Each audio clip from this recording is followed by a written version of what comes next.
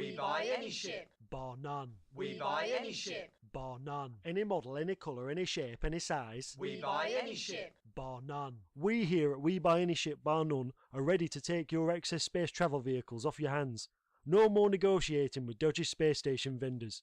We'll simply give you an estimated quote online.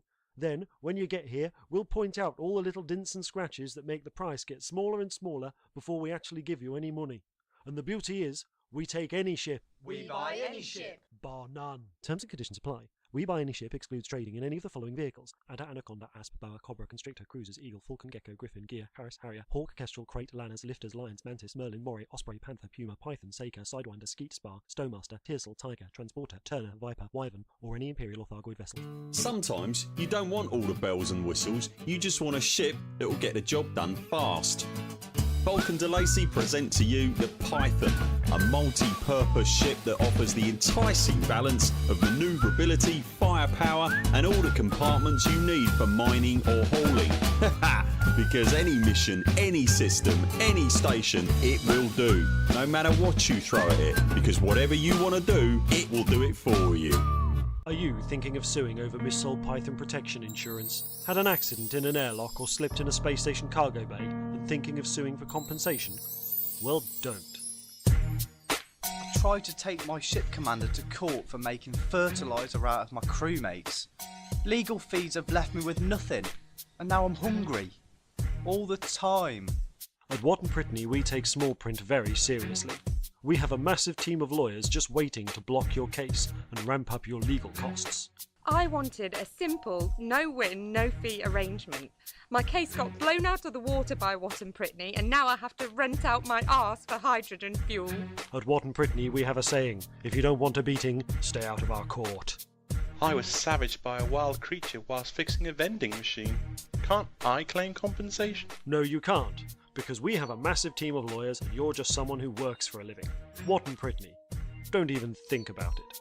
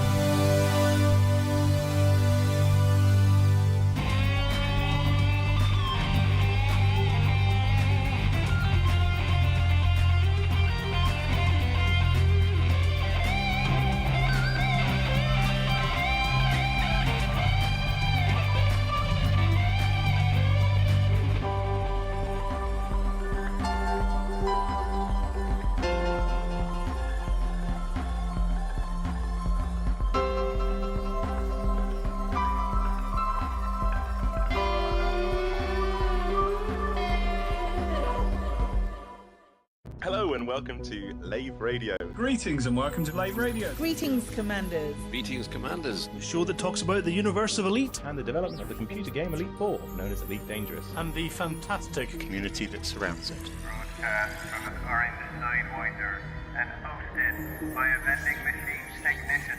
A place of nonsense and innuendo for forum dads. A self-contained podcast 2 hours long.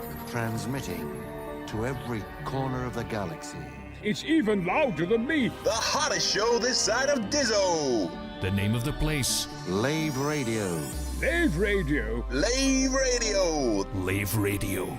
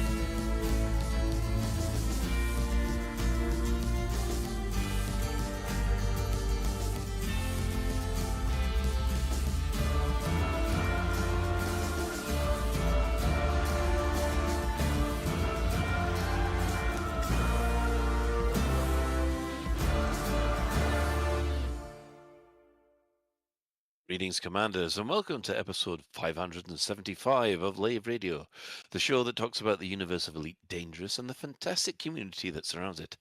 I'm your host, Commander Phoenix to Fire, otherwise known as Colin Ford, Chief Archivist of Lave Station, and joining me in the Orange Sidewinder bar for this episode, we have a full crew of the SRV Banksy, Commander Alec Turner. Hello, good evening. What is it we do here again? I've forgotten. I know, it's weird. We've got Head of Health and Safety, Ben Moss Woodward, otherwise known as Commander Ed Levice. See, I'm getting everything in the wrong order. That's how long ago it is. Your eyes are watery, that's all. Yeah, and we have our Staff Liaison Officer, that would be Commander Psychic, otherwise known as Claire. Everybody calm down, it's fine. So if you wish, you can join us live. We're hanging out in game. We have the Chris Mark IV staring longingly out the window at Lave Station, and also we have Ben flying about as part of Distant Worlds 3.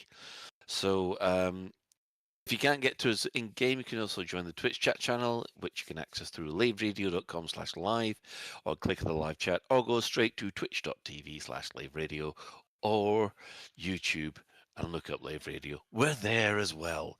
So, everybody, hello. Nice to see you all. Well, hear you all. Right, let's quickly go around and see what everybody's been up to for the last couple of weeks. We'll start with Ben, because he's not been about for ages. I can genuinely say I've got no idea what things I've been up to since I was last on. I have seen Project Hail Mary, which I loved. I don't think I saw that last time I was on. People have been to the moon and back since you were last on. People haven't been to the moon and back since I was last on. I've been sort of proceeding onwards in this game, What We Play. I think I might have been on another podcast accidentally as well. I think I accidentally jumped onto Distant Worlds podcast again after you and I had already been on it. They let you back on? They let me back on. Time? Well, they want to know about more motorway troubles. Is that what it was? Obviously, yes, the M42 troubles. I was just being a good audience member contributing to their show. And then I got a Ben, why don't you get up here kind of comment from them. And that was about 10 minutes into the show, and I think I kind of joined them to the very end. Oh, dear. And we didn't talk about trains or anything in that show. Although I do think we do. I think we went off the rail again, but yeah, so I've been doing that. I've been playing t'other space game. We had a great fun Blueprint Party is, I guess, what they're calling it in the other space game, because they've added craftable armor, weapons, and things like that into the game. Right. And the way you get your craftable armor is if you're in a party and somebody gets a... If you're in a party and you finish a mission, and as one of your rewards for the mission could be you get a recipe for crafting armor. Mm-hmm. So the idea is basically you get a bunch of people join the same party, and then you all go off and do missions, and you all then share all the crafting recipes together, as well as having a whole load of banter and fun at the same time. Oh, so that lovely. that was a lot of fun. I mean, it was very, very chaotic. We managed to crash their servers because we had over 100 people in the same party, and it got things very, very awkward. It was fun and chaotic. I've also been writing some Python to help me try and understand Galnet maybe a little bit better. 'Cause one of the things I found with Galnet is we've got over 2,000 articles, and there are not many ways to reliably tie things together. Mm-hmm. You've got Drinky Bird, who has a search function. You've got the Inara archives, which lets you go back and say, I want to see this and this and this. You've got Frontier publishing the stories, but not even linking to the damn things after several months. So it's hard to go back and say, hey, you know what? We actually talked first about Riley Coider back in 3303, and we've all forgotten about that now. I don't know if we have or not, but that you know what I mean. There are things that tie together that actually go back a long time. I keep forgetting about the Drinky Bird site. Are they all there, and can you just search them? Yeah, you can just search them. It's a really good search functionality. It's a great site. Yeah. And I've been doing something, thinking about how I could do that on my local machine. Because obviously, what do you want to do? What do you want to do beyond searching it? I'm curious. What do you want to do that Drinky Bird can't do? I don't know at the moment, but if I can get the data, I've got the data, and then I can start basically being a data scientist with the data. Cool. As you do. We look forward to fascinating insights from you. I mean, I like doing data science on my stuff in my real job. Yeah. But doing data science on Galnet articles is so much more fun. Oh, you know what I'd like to do? A thing I used to be a big fan of, I haven't done one for ages, is those word clouds, where you... Yes. Yeah. Where the word's bigger if it's used more frequently. It'd be interesting to do a word cloud for Galnet.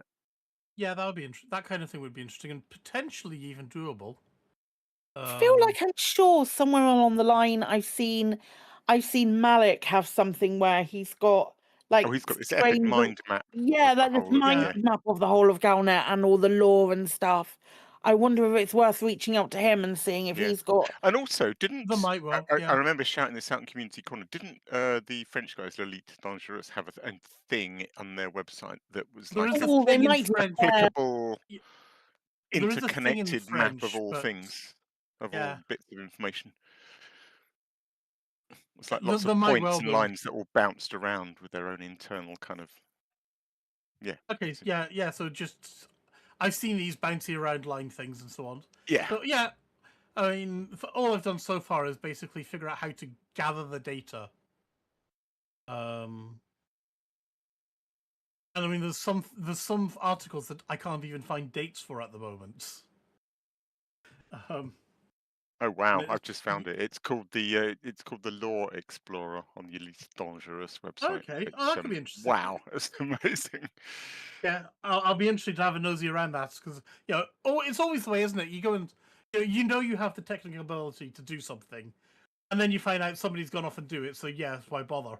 So yes, send me that link if you could, Alec, and I'll have a look. Yeah, I'm just going to bung it in Orange. Actually, do you know what? I'll bung it in Twitch chat and everyone can enjoy it. Yay! So yeah, I've been doing that. I've already been doing. I'll put it in the show notes as well. Sorry. Did I say I've got a new bike? I can't remember. I've got a new bike. If I haven't said that on the officially, got that through the cycle to work things, and it's one of these. It's one of these e-bikes that basically, if I pedal in with 1 power, it pedals in with 10 power, kind of thing, or it can pedal with 10 power. And my god, that thing is amazing at going up the first hill to get out of my street. It also weighs 10 tons. That's the downside of it. I think that's about. I'm sure I've been up to other things as well, but that'll do for now. Fair enough. Okay, we'll move over to Alec. How have you been, Alec? Well, yeah, I've been all right. Joe's fractured ankle is recovering very slowly, as bones apparently do. But yeah, day by day. Right, I'm going to tell my baby robin story. What the hell? So we have robins in our garden, and they every year they always seem to come back and build a nest in the same place. We have a great big kind of Lelandai hedge between us and the neighbours, and they build a nest somewhere in that. So you see these 2 robins just backwards and forwards. I've never seen such a hard-working bird, or just literally all day from dawn till dusk, backwards and forwards, in and out of this little hole that they sort of widen in the Lelandai hedge. Anyway, what was it? It was like 2 days ago. I was looking outside, and on the aforementioned enormous patio that Chris enjoys teasing me about, there was this little thing. You have a pizza stone on it. Oh, this little thing, this little fluffy chick, like a massive ball of fluff, way bigger than an actual robin, with these enormous legs. The legs are so disproportionate. So poor little thing's obviously fallen out of the nest and is wandering around, and so I decided to sort of leave well alone. It's I don't want to interfere and scare mum away or anything like that. So we just watch it for a little bit. Anyway, the next morning, which was when, I don't know, yesterday morning maybe, I go outside in the morning. I'm making a cup of tea in the morning, so it's about 7:30, and I'm curious where it's gone. So I go out and look for it, and we've got like a side passage down the side of the house, which is very shady, and it just goes past the bins and and this little ball of fluff is just motionless and like frozen, just like absolutely motionless. But I go close and I can see it's still alive, but it must be so frozen, and it's not a good place. It's a cold, dark passageway. It's a long way from where the nest was, and I'm just thinking, oh, I can't leave it there. It's going to get attacked by magpies or so. So I go and get some garden gloves, and I start to try and lift it and carry it back to the nest, and it it hops onto my wrist. It was so sweet. This little thing jumps onto my wrist, and it was just sort of shivering a little bit. So I carried it back and put it like in the sort of flower bed at the bottom of the hedge, where just below where the nest is. And then yeah, and then the latest in that story is that today my wife sent me a video while I was at work, and it's managed to get out of the flower bed again, and so it's sort of on the patio, and it's just a beautiful video of the parent robin coming down and feeding it and nipping away again. So yeah, I don't know where it's gone this evening. I couldn't find it, but it's hanging in there, bless it. But honestly, what a cute, stupid little ball of fluff with massive legs. Oh dear, I've become invested now. I really shouldn't. Are we taking photos? I need you to be sharing photos everywhere right now. Yeah, I'll share the video later. I'll share the video. The video is awesome. What else? I've been listening to another new podcast that I would really recommend to people. It's very old, so people that are interested probably know it already. It's called The Rest is History, and I believe there are others. I think there's one called The Rest is Science or The Rest is Politics, but The Rest is History is just fascinating. Hundreds and hundreds of episodes, which have sort of been picking into. I listened to 4 episodes about the Ayatollah Khomeini and the like the the hostage thing in the 70s and Jimmy Carter. That was just fascinating about the rise of Islamic fundamentalism and stuff, which I just didn't know anything about. And I'm now listening to an epic 4-parter on the Ku Klux Klan, which again is just fascinating. Oh, nice and uplifting listening then, you know. Well, they're actually quite funny. The two hosts are quite funny. They're really good. They've done so much research, but they managed to take quite a light-hearted look at some of these things while not dumbing it down at all. I don't know. If anyone's vaguely interested in history, the rest is history is stunning. In game, I back into racing at Distant Races 3. Continues another waypoint. What was special about this particular waypoint had some wonderful canyon systems. And there's a video which I'll include in Community Corner later that I made, but it more than anything completely reminiscent of the pod racing canyons from Phantom Menace. And the lighting conditions were spectacular. And because it had this super flat canyon floor, a lot of the canyons that we've been doing racing have got a sort of slightly bumpy canyon floor, which means your sort of altitude limits are all over the place. So we've had quite high, relatively high altitude limits on waypoints. For this one, because it was completely flat canyon floor all the way around, we could set the guys that created it set it at 150 meters, which I don't know whether that sounds a lot or a little, but it's quite low when you're racing at speed. But it's brilliant because it's a dead flat canyon floor, so you have to kind of hug the floor as you go racing around. So it's very pod racing feel to it. What an amazing game Elite is. Honestly, there's so many different ways to play it, and it's some of the sort of best sort of sim racing I've experienced ever this weekend. It's been incredible. So yeah, good fun. That's about me. Robinson Racing. Robinson Racing. Yeah, Alex. You are claws. Our own Disney princess, eh? Yeah, there we go. Right, Psychic.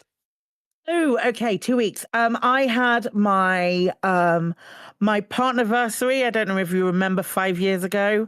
5 years ago. I'll say that again. 5 years ago, when I found out while doing this very show that I'd made partner, or I'd made Twitch partner. That happened 5 years ago. Not the Monday just gone, but the Monday before.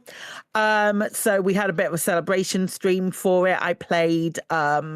I built the Lego Technic Artemis structure. So it's amazing. You know how much I love Lego, but this Lego it's fully like a Technic piece, and you there's a little handle at the bottom, and as you turn the handle, the rocket takes off. The two side fuel bits come off on the sides, and then it continues up. The boosters. Yeah, the boosters come off, and then it continues up, and then the little top bit separates from the big orange section. Middle bit. As well. Yeah, those bits. And it does all of that when you're winding it up. It gets so tall. It is so exciting. I'm going to put it on a shelf next to, I'm going to put it on a shelf and mount it on the wall next to my my Lego Milky Way, because I feel like that fits. Yeah. But it is genuinely, it was the most trickiest thing that I've ever built, because there's so many little tiny fiddly parts to it, and all of like making sure that the gears and stuff. I've never built anything in Technic before. That it's not my job. The only time that I use Technic pieces are when they add the Technic pieces to the fucking flowers. So So I built this full moving mechanism that did it, and it made me really emotional, because one of my earliest memories when I was a very, very wee tiny little Claire, when we still lived in Nottingham. So this is a very long I think it was when we still lived in Nottingham. It might not be. No, it was probably when we just moved down to Devon. But one of the very first things I remember doing with my dad was building a model of the Apollo spacecraft. Yes. I'm terrible. I love it. Don't get me wrong. I love it. I can tell you the names of a lot of different science fiction spaceships, but actual real life spaceships, it's just a spaceship that does stuff and it's really neat. But it was kind of like a really nice full circle moment. And again, it's these moments where I'm like drawing lines under stuff, which are really cathartic and a really helpful process. But this model is fucking incredible. It was like, I think it was like around 50 quid mark, I want to say, from Smith's. That's not bad. It was around that. It might be slightly more expensive, but around that sort of figure. And it's the way it goes together is just brilliant. We just gone to they had a 47, yeah. They had a brick festival in Cardiff, so we went down to this brick festival, and I haggled down some people for some other botanical bits. But what I really wanted was this spaceship, because I knew that I was doing I was having my anniversary and my anniversary stream, and I wanted to do something special for it. And we went to this brick festival, didn't buy the thing that I needed, so went to buy more Lego after going to the brick festival, which is very me. I have finished Mass Effect Andromeda. Okay. Yes. I have finished it. I have as I am wont to do, I have immediately started the next my next playthrough of it. I thought it was utterly phenomenal, and I am never going to take anybody else's recommendations for games ever again because of how much I enjoyed it. I thought it was fantastic and wonderful and splendid. And I am very much enjoying dying a lot during my Insanity playthrough. As far as Elite is concerned, have I logged in to play? No, because again, has anything changed in the last 2 weeks? No. So why would I log on? But I have been paying attention to everything that's been going on. I've been loving people's videos, and I've been playing other space games and being excited about other space games like The Expanse Osiris Reborn, where the beta comes out tomorrow. And yeah.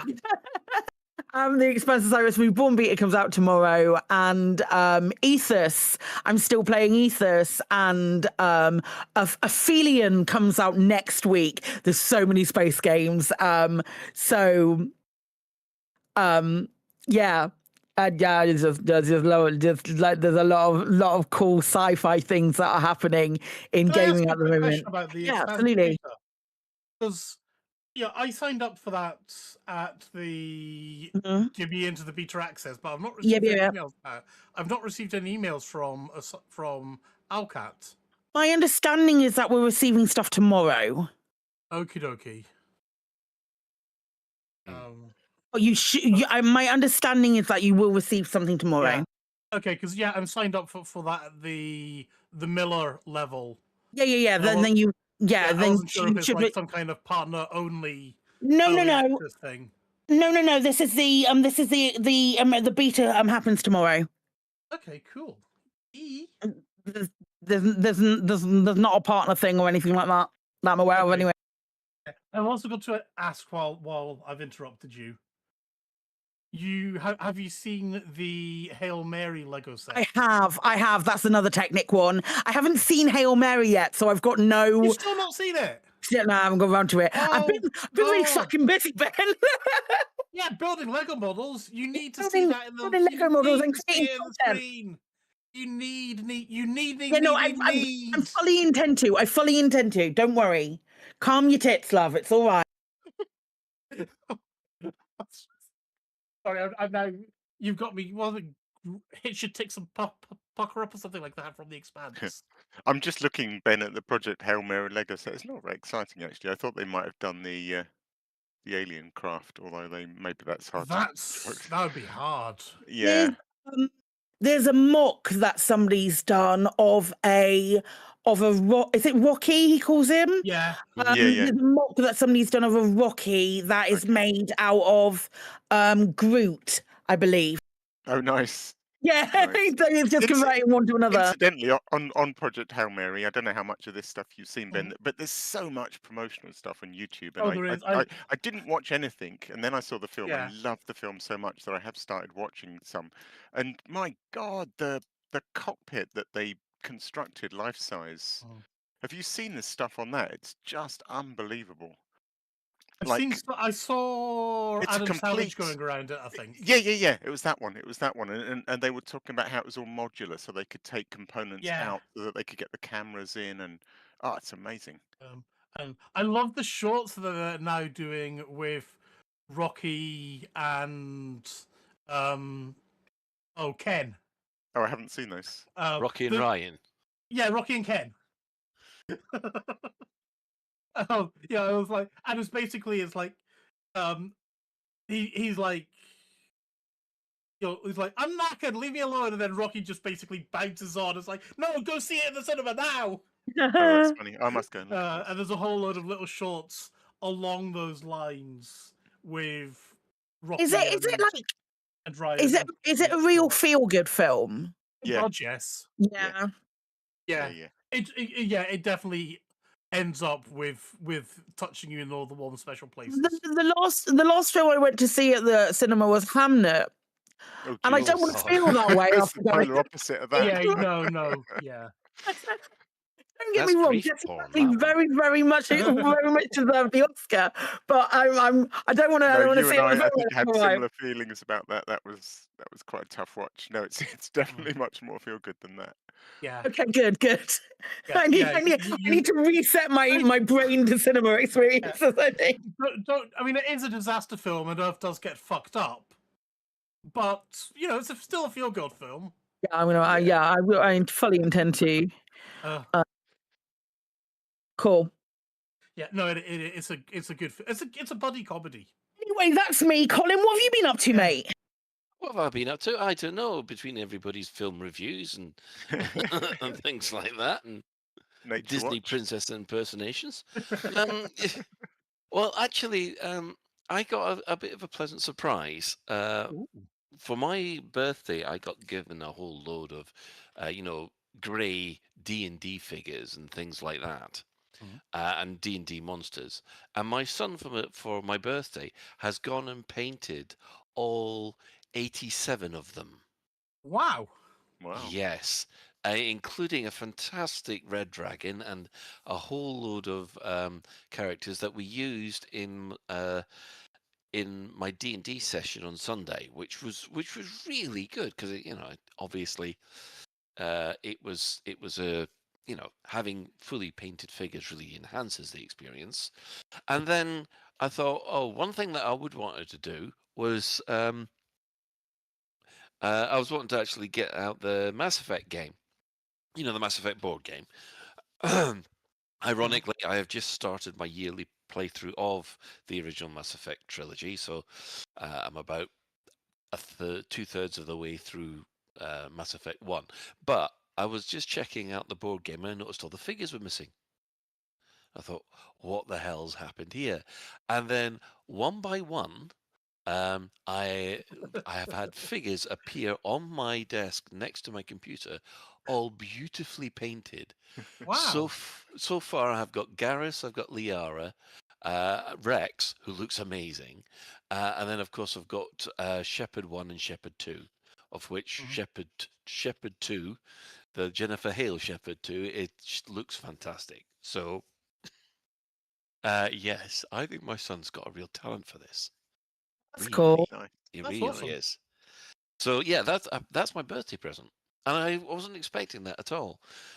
So yeah, there's just tally to do, and I the only reason he hasn't done it is because he didn't have the right paints, so I bought him the paints on the weekend. So hopefully, yeah. When we went to when I went to the launch game for that, the launch party for that game, there was they'd had a professional like Warhammer painter come in and paint all of the figures, and the tally one, they'd done all of the pattern on her outfit. It looked incredible. See if I've got a picture of it.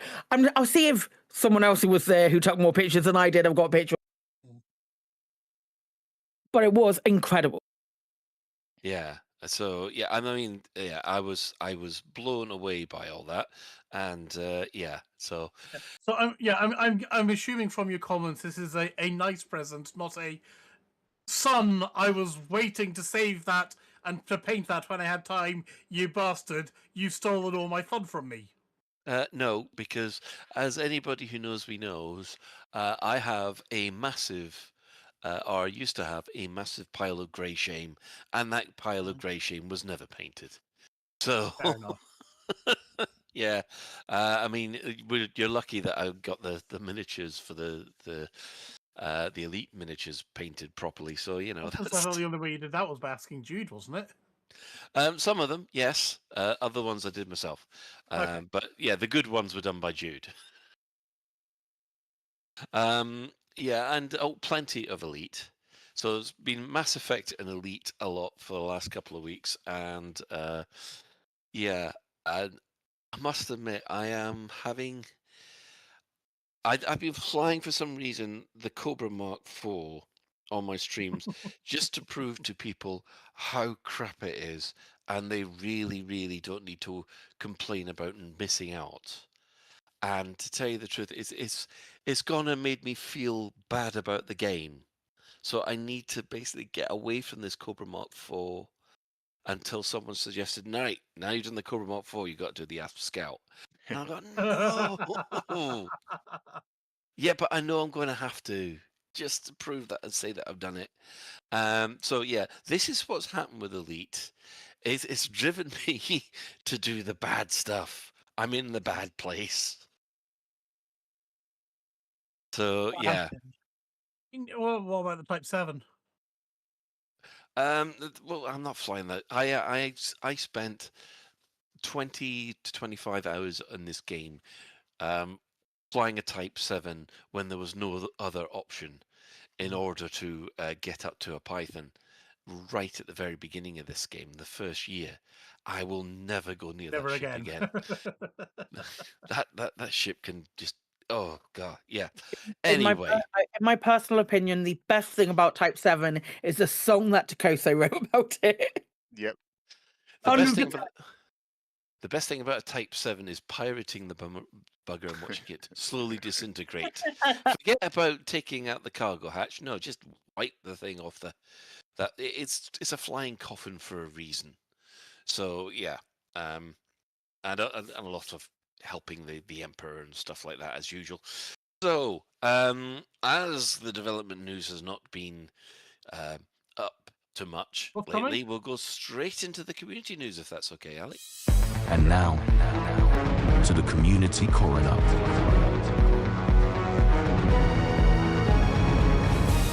It's a dead game, innit, mate? Right, I'm literally filling in more of it as we speak. Yes, okay, I'm going to pass the first couple of items back to whoever added them to the show notes. That'll be me. Aware of these. Okay, yeah, go. Yeah. Couple of things to say hello to.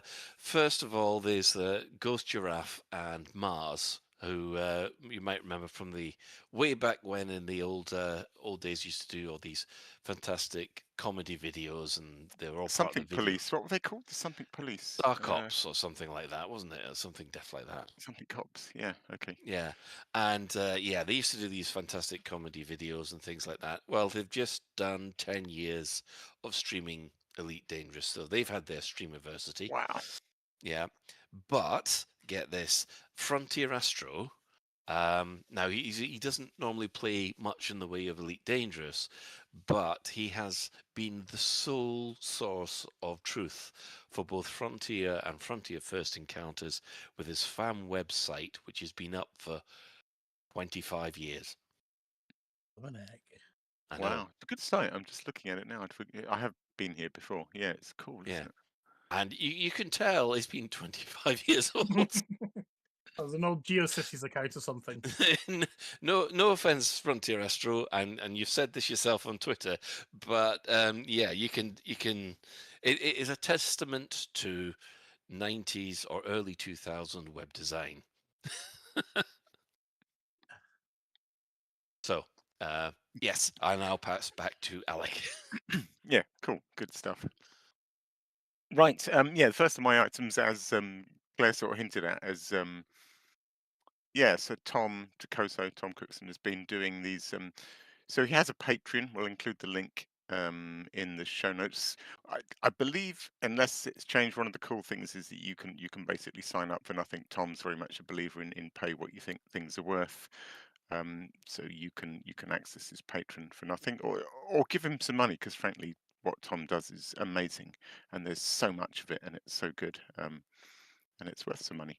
But yeah, he's started releasing. I think there's about 3 of them now. I've only watched the first one. These little audio breakdowns. So the first one is called "The Making of Type 7th Heaven" audio breakdown. It's on YouTube, which he's sort of promoted through his Patreon.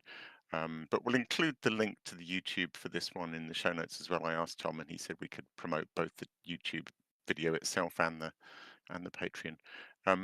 So basically, he takes that track from his last album, the Type 7 Seventh Heaven album, and does a full sort of deep dive on how he made it. So he goes into the multi-track and goes down every single track in his multi-track software and isolates them and explains why them, and sort of noodles along with his guitar at the same time. He's such a good guitarist. It's just awesome to watch, and sort of explains the inspiration and talks a lot about the Police and the different members of the Police and their styles, and This is it's the really Police good. band, not the Yes, Police yes, absolutely, the Police band. But yeah, if you want to see somebody who's so immersed in their music and just talking about how they create a track like Type 7th Heaven, then it's a really fascinating watch, and looking forward to doing the others. Apart from anything else, I was just blown away by how many layers there are to that track.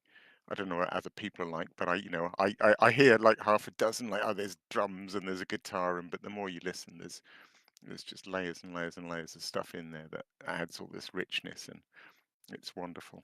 And I love how unashamedly, Tom sort of uses his influence. So the way he talks about the Police and how he mimicked, he talks about their sound and what defines the sound of the Police, and how he incorporated that into the song. It's really good stuff. Right. I thought what I loved about in that video Yeah. was how he then went off and gave so much kudos to his friend the drummer. Instead of using like some kind of drum sampling kit, etc., he's got a friend who's a kick-ass drummer, and his kick-ass drummer friend just got the idea and ran with it and made an excellent, and just did a bang out job with it. Yeah. I love that, and obviously fully deserving of the recognition there. Yeah. That's good, isn't it? Right, next up is a video by Giuseppe's World called Elite Dangerous Distant Worlds Legacy Tour. It's kind of an interesting one. The blurb says it's about visiting all the significant sites from the previous Distant Worlds expeditions along the way of Distant Worlds 3 route. Nowadays, you can really see a lot of interesting places on this route, so sit back and immerse yourself in the world of exploration in Elite Dangerous, and I'll try to show you in short some of it. It's just beautiful. So it's not, although they're going along on Distant Worlds 3, I assume they're sort of taking lots of side tracks to visit places from the previous DW expeditions and incorporate some of the best visuals from all of that. And yeah, it's just beautiful, and it's a wonderful video. The next one is really excellent too. It's quite old. I think because we missed last week's show, I already had it lined up, but it's called Elite Dangerous in VR Did Something I Didn't Expect by Midnight Black. And it's a real wonderful love letter to what it's like to play Elite Dangerous in VR. In the write-up, he says, in this video, I take you through what it actually feels like to play Elite Dangerous in VR. Not specs, not setup guides, just the real experience. From the first time I nearly crashed into a station because I was too busy watching the little pickup trucks drive around, to the first dogfight that made my palms sweat, to the moment I dropped out of hyperspace into a neutron star and forgot I was sitting in a chair.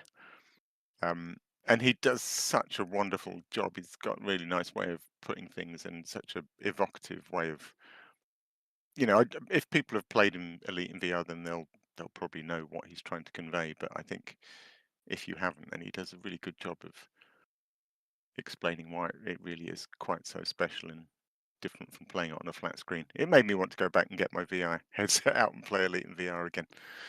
It was that good. Right, item 6.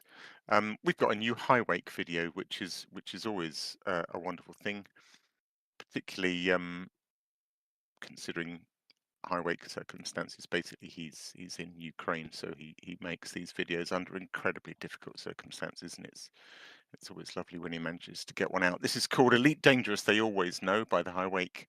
And the blurb says, have you noticed how the engineers always know when the commander is ready to visit them? Frankly, this gives me some nasty suspicions. It's the usual. Yeah, we're being watched. It's the usual lovely little cheeky look at the world of Elite through the eyes of High Wake. Love them. Right. Sorry, I didn't.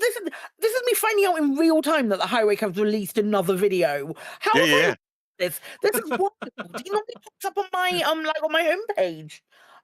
Crikey, watching it. If you're like, I tell you what, if you're like me, like when I first started doing this kind of community corner things, my YouTube feed was so exclusively Elite that these things were just, I didn't get that many notifications and these things popped up. But in the last few years, I've been subscribing to different things, like, getting into history and stuff. And I don't know. And now I get so many notifications that they do sneak past me. I also feel like the YouTube system of notifying me has changed. I feel like I keep getting, whenever I go to my notifications, I feel like it's always showing me the same damn things that I've looked at half a dozen times. I'm not, you know what I'm going to do? I'm going to ring that bell for the High Wake and make sure that I get a notification. Excellent. There you go. That's how you do it. Don't forget to like and subscribe. I'm ring that bell now. Again. Right. The next one is, I believe Ben was name checked in this video. So it's called Honoring the Commanders Who Shaped the LLM Ship Computer by Sudor Krondor. It's an interesting watch. So he doesn't specifically name check the bit of software he's talking about, but if you go to the video description, you can get to it. So it's been an ongoing project to try and to use an LLM to be able to have conversations about Elite using, voice input. So not only using voice input to deploy landing gear and set pips and jumps and all that usual sort of voice attacky stuff, but to be able to have ongoing conversations with your shipboard computer. And it's a very impressive demonstration. He talks. The whole video is flying around and he's talking about the project a little bit, but also having these very sort of relaxed conversations with his onboard ship AI. It's lovely. What do you know much about it, Ben? Because he name checks you as basically the video is about thanking people that have helped. I know a little bit with it. I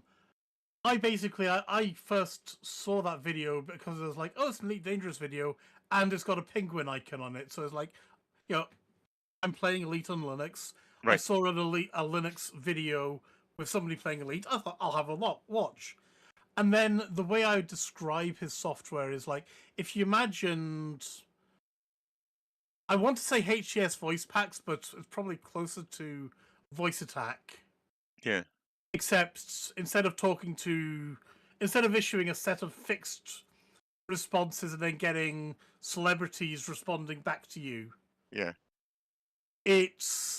You're talking in English to your computer, and then the LLM, like ChatGPT or whatever, is figuring out what you actually mean, doing something, and then responding back to you in a natural language as well.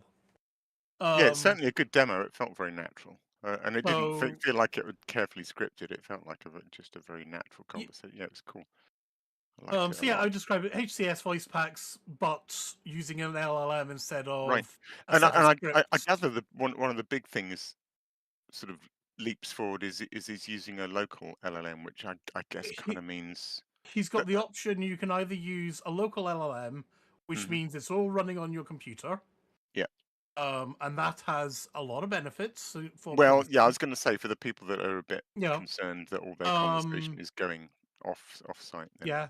I So guess you that's can either reassuring. run a local one, or you can say, okay, I've got credits with Google or ChatGPT or somebody like whoever, and here's the API for hooking into that. Okay. So you can either do cloud-based LLM or your own one.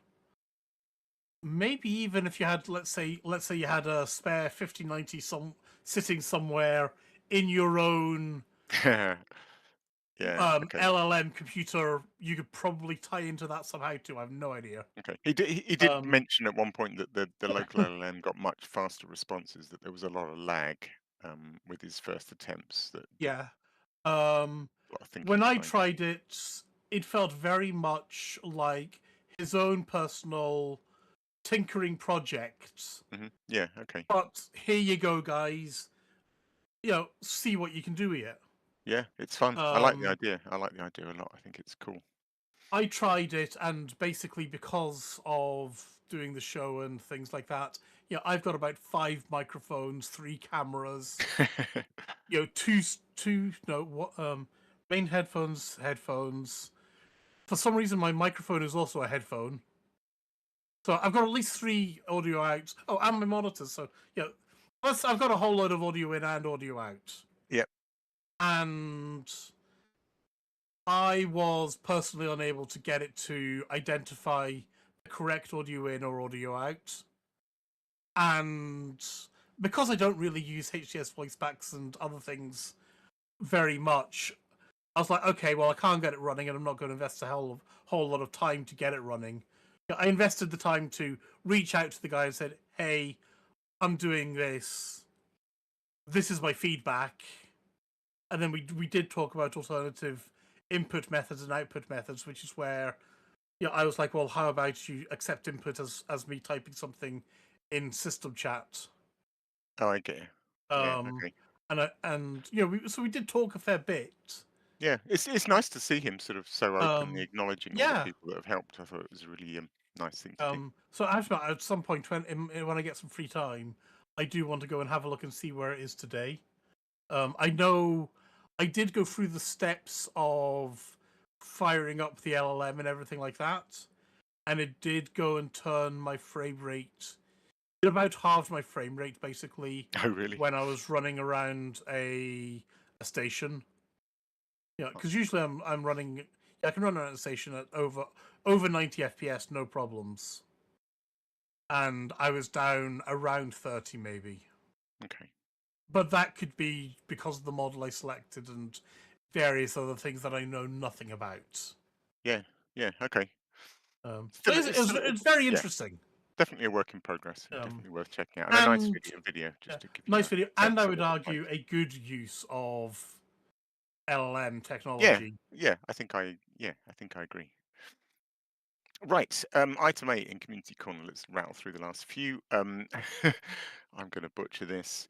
Gomu Gomu no Bakiboru is Homburger's latest, believe it or not, buckyball race blog. In his own words, he uses a 60-inch demolition crowbar to insert a link, to force a link into this blog between the latest buckyball race and the One Piece manga series. Which, it's beautiful as always. Homburger's blogs, whether you're into buckyball or not, are always such a good read. He's a great writer. And this is really enjoyable. In fact, there's 3 threads because he inherited a squadron. So there's a bit about that, and then there's a bit about his, the usual thing about his attempts at the last buckyball race. But yes, he does he does with the help of maybe we should have a Manticore crowbar. With the help of a Manticore crowbar, manages to get this link into One Piece. People see the pitchfork and the what's the other one? Torch. Yeah.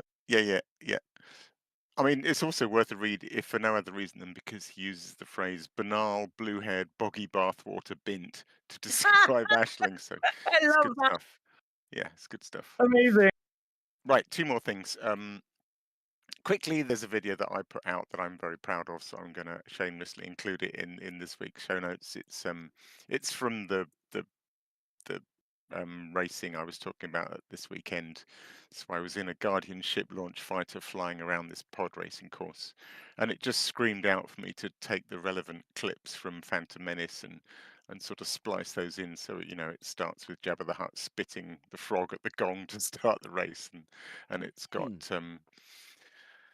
Tusken Raiders, and so I'm quite pleased with the result. I think it works quite well. It's fun. So I'll include that. And finally, I'm going to conclude Community Corner with a little bit of DW3 news, which I just read today, which is, so we've just arrived at waypoint 12, and they've announced today that waypoint 15 will be the final waypoint of DW3. So the actual location of waypoint 15 will be announced on the 10th of May. And the expedition itself will officially end on Sunday, May the 17th, with closing festivities happening on this day, after which, I don't know where it's going to finish, but after which I will be either in or beelining back to the bubble to see what's going on. Can't wait. I've really enjoyed it, but I also can't wait to get back and see and get back to the bubble and see what's happening. I do wonder how many people went who only have one account. Yeah, I keep forgetting that I'm talking from that perspective. Yeah, I feel like kind of playing both sides. I feel like you're almost certainly in the minority. Yeah, probably. That might be entirely incorrect. I like it. I don't regret it. I like committing to it. It felt, it suits me. It feels important to commit to something like that. Otherwise, what are you doing? You're not really. I get you. You're not really getting the full experience. You get the full experience of missing out on other things. Yeah, sure. Why not? Yeah. Anyway, that's this week's Community Corner. So if you have a community event taking place soon and you would like us to talk about it across the airwaves, tweet the crew at Lave Radio or Blue Sky us, email at info@laveradio.com, or drop us a suggestion in the Community Corner channel on our Discord. Otherwise, we'll have Alec hunt you down. And I'm coming back to the bubble, so he is. He's coming for you all. He's coming for you all with beam lasers already. Right. In-game events. What's been happening these last couple of weeks? Well, quite a lot apparently, especially in the last week. First of all, on Tuesday the 14th, an unidentified mercenary group was linked to a fabrication facility break-in. Authorities are investigating a break-in at a fabrication plant in LHS 1167 following the theft of hardware and components. Yes, and it was quite interesting that they highlighted this with it showing a lot of well-orchestrated tactics used, and spokesperson for the facility issued a blunt assessment saying these weren't amateurs. The ships we encountered were exceptionally well equipped, flown with precision, and they absorbed punishment that would have crippled most raiders. So it sounds to me as if they raided with kestrels then. Yeah, probably. Yeah. So yeah, I think it's just basically highlighted that this particular raid was done in such an efficient manner, as opposed to the Monty Python approach of most commanders. Summon to the station and see what sticks. Is that what you're trying to say? If anybody saw my attempts at stealth over the weekend, which seems to be constantly rolling a natural 1. The trick is to get yourself a real nice Maverick suit, which can do all of that for you, and that's half the job done. And then you want a sniper rifle that you can be the other side of the fucking map, and they definitely don't see you then. Yes, I'm trying to do the thing for the engineer where you're supposed to do 6 theft missions without causing any casualties, and oh no, just no. You can do it. You can do it. On a tangent, what I would potentially recommend doing without causing any casualties. Is that a thing? That's the thing. I would recommend trying to be as sneaky as you can and finding the alarm system before doing whatever the rest of the things you have to do is. Yeah, OMG still exists in a different spot, doesn't it now? yes, well, finding the alarm system, which is hidden in the control center, still means you have to sneak past everybody to get into the control Yeah, center. it's really tricky. Yeah, It's I really hear you. tricky. That's where I struggle. Like every time I watch any video by Burr or Exorcist, or the first thing they always do is calmly and quietly go and turn the alarms off, and I just always think, oh God, you make that look so easy, but I always end up not being able to find it, and then not bothering, and then it all goes tits up, and the alarms go off, and I get massacred and end up with a massive notoriety because I've shot loads of people trying to get away. And I think I really should do what every single tutorial says and find those alarms and turn them off. It really is the only way. The more you do it, the more you do it, the more you will get used to the layout somewhere to go and find the alarms. And even when you it's not just a case of like knowing that it's in a certain type of building. It's like when you get to that building, knowing where it's going to be as well. It is one of those things where rinsing and repeating makes it so much easier. But it is so tricky when you first start. Yeah, yeah. Well, that's not all, because for the last couple of days, well, on the very next day, they actually released more details from the Radicoita unicia study. You know, those eggs that we're all collecting? Well, it turns out that, yeah, these things, ancient origins have been suggested. As in, a researcher stated that the markers indicate intervention on a timescale measured in eons rather than millennia, and theorized that if the plant was engineered, it was by an unknown agent in the very, very distant past, which seems to imply three guardians, regardless of what people think about color schemes.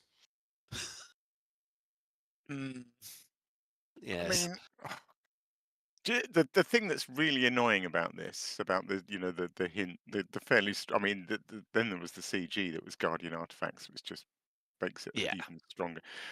What's really annoying about this is that I went publicly on record calling everyone that said it's blue, therefore it must be Guardian, calling everyone that said that an idiot, saying just because it's blue doesn't mean it's Guardian, and then it bloody well turns out it probably did mean that. It's not gonna mean it. It's not gonna fucking mean it. This is the biggest red herring bet has ever happened. I cannot abide the idea that just because blue means Guardian in the same way that just because green does not mean Thargoid. No, it turns out we've massively overestimated Frontier. Blue means Guardian, green No, means blue means Thargoid. hair dye. From here, that's impossible. Yes, well, Any of shade course. of blue in the future, definitely Guardian. Fucking Guardians, yeah. Fuck. Does That's this the way mean Frontier it's think. sapling to Guardian? It's so annoying. Right, well, a statement of the very next day, the October Consortium seeks Guardian artifacts for new study, which it really was helpful. A statement by Lexi October to Vox Galactica confirmed that recovered artifacts will expand the October Consortium's data archive and enhance research in exobiological fields. So, Where's the nearest Guardian site to this? Miles away. Fuck off! light years Obviously, away. it's miles away. It's in space. It's eons away. I'm so mad about it. It can't be the case. There's another reason why I'm not playing is out of spite because of this fucking shit. That's not the case at all. I've got other games to play. No, you know what this reminds me of? Blue Smarties on a No, triangle. no. Bruce knew nothing about this. I will tell you that for free.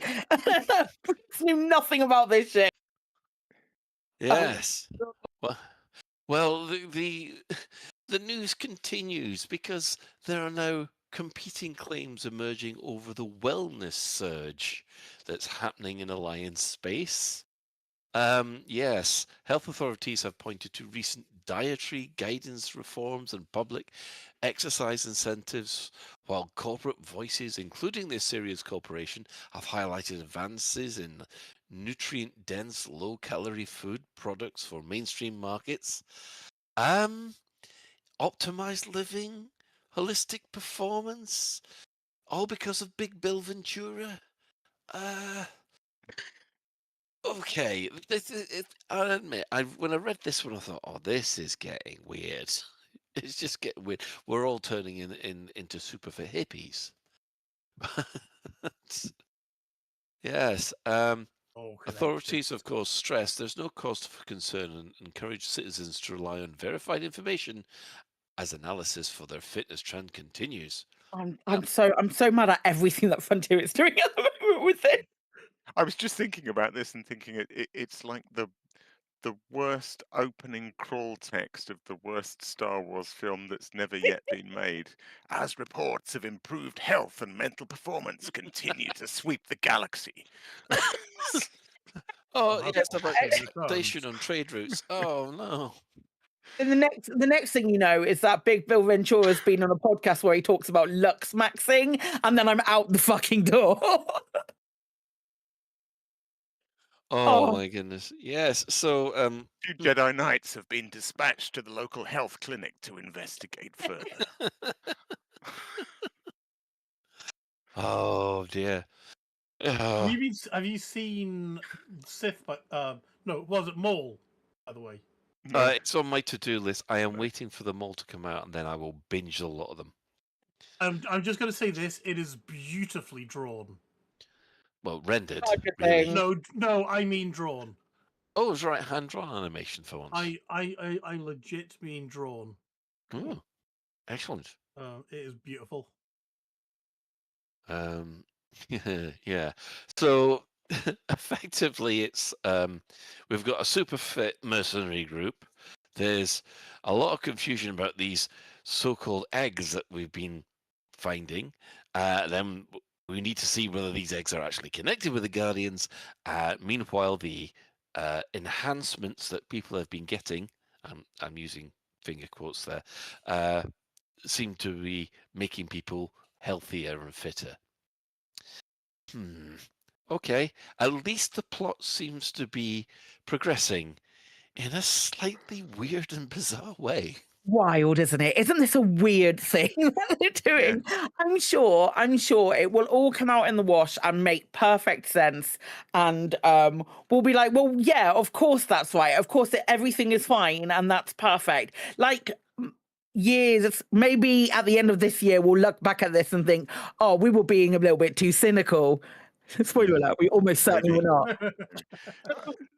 There's another thing which I'm sort of trying to untangle, and it's intriguing that first Galnet about the unidentified mercenary group. But there's two things happening. You know, there's operations, and there's like signposting of operations, and we've talked about the idea of maybe some of this stuff is sort of loosely indicating at the fact that you'll be able to select different difficulty levels for the NPCs and things, but there's also, and I forget where did Arthur mention this in the interview, but or maybe is it on the roadmap? There's also a new big storyline. Yes, coming.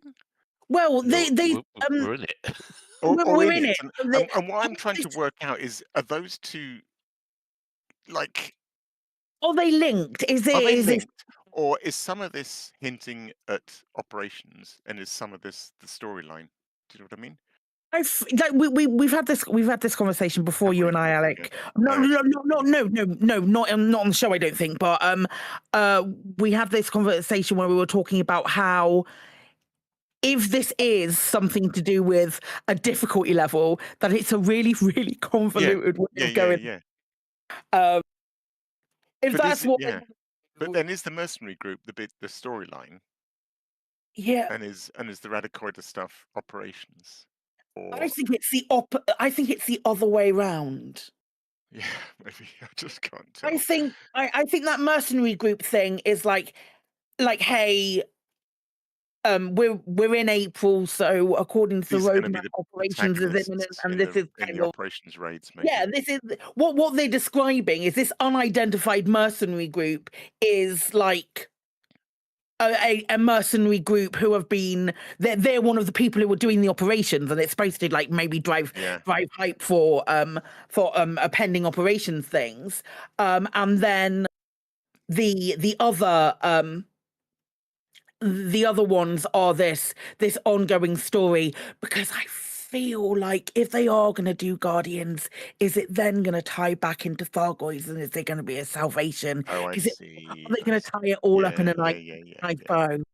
Like, I can't be too mad about it being Guardian stuff, because we still have like threads that aren't unraveled. I can be performatively mad because of course we're going to be, because we said it wasn't and it was bollocks. But I think I'd like to see those threads sort of like nicely tie I'd love up. to see more reason to go back to the Guardian sites because they're I amazing. agree with you. Yeah. Yeah. Yeah, it is all over the place at the moment. Although I am personally beginning to join in with the birds, thinking, right, this is the first level of gene stealers here. Explain to me, gene stealers. In Warhammer 40,000. Think aliens. In Warhammer 40,000, think of the first. There are these things that basically place genetic markers in people. And then the first generation, they're a little bit healthier than your average human. The next generation, they start sprouting. They're okay, but then they start sprouting extra limbs. And then the third generation after that, they're full on alien monsters again. But I don't expect them to be doing 3 generations before we see the results. Okay. Yes, we're in for the long haul. I'm just saying we've been seeing a variety of alien eggs. Yes. They're not eggs, they're seeds. Seeds. But aren't all eggs seeds anyway? I was going to say, isn't a seed an egg? Okay, I don't know. No. No, semantics. I don't think it they're is not. actually. They're not. All seeds aren't eggs. Eggs come from animals. Flora and fauna. Yeah, well, isn't a seed just a plant egg? Well, isn't a person just memory? Yeah. I mean, we did well. We were 90-something%, 99%, same as a blade of grass, or some kind of malarkey like that, aren't we? I miss when Ben wasn't here. You're welcome. I'm not wrong. No, it's 99.9% the same as a chimpanzee as our genetics. Yeah, but we were also in the high 90s with just a tree. I'm googling Most that now. fungus. Anyway, right. Shall we move on before we start talking about how much fungus is used in Cadbury cream eggs? Right. 50 to 60% we share with grass, apparently. Ah, there we are. Not 90% as Ben thought. Unless, of course, Ben thinks we're all plants anyway. Some of us might be. Maybe we're just vegetables. Can I say? I don't know if I can say that these days. Can you? Right. Let's have a look at our power play rankings for this week.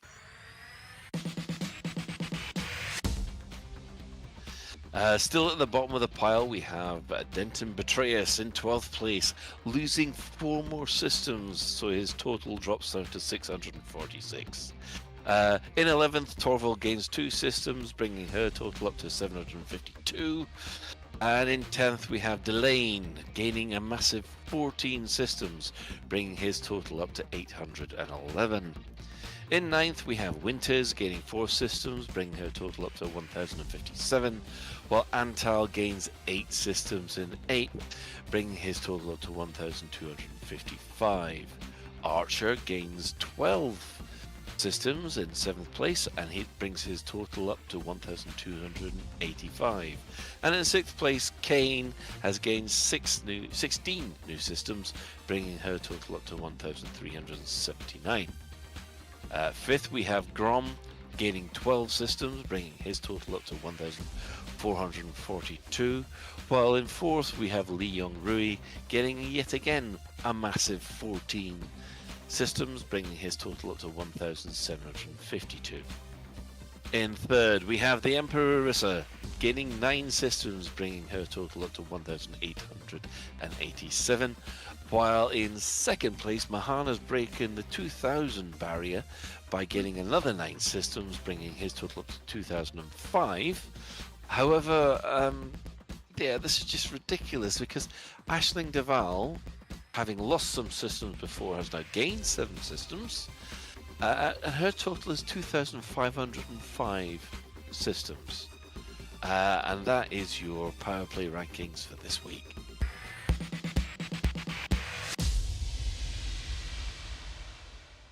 Bathwater Princess is 500 systems ahead of her nearest rival.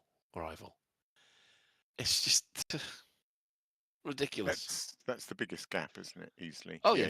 500 systems. Unless all of a sudden everybody gets struck down by eggs for your power play, then I don't see anything. If you've been collecting eggs, and you're assigned to a power, that is just that's just going to cause a bigger reduction. That's how it works, right?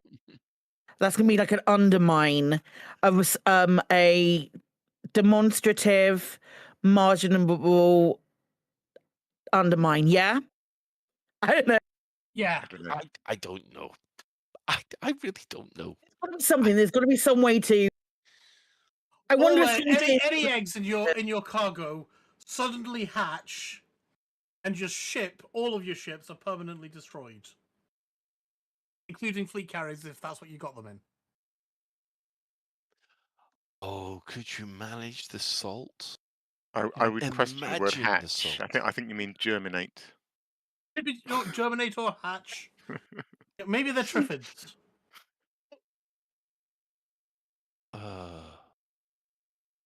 You know, way back they made a change to Power Play. It was quite a while after Power Play 2 had been released, and then they released some tweaks.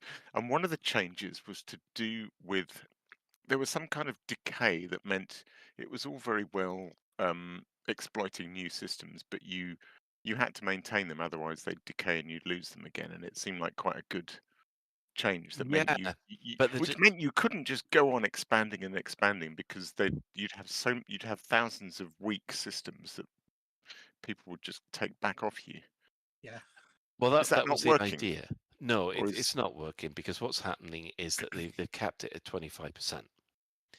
So if you reinforce a lot, then effectively it will start to decay, but it won't decay all that fast. And the most it can go down to is 25% above, it's rank. And you don't lose it at 25. No. The idea being is that people would not bother reinforcing and go on to do other things, and of course it would decay down to 25%, which is reasonable to do to try and knock it down a rank if you can, if you coordinated enough. Yeah, but it's not trivial to take a 25% off, Aisling.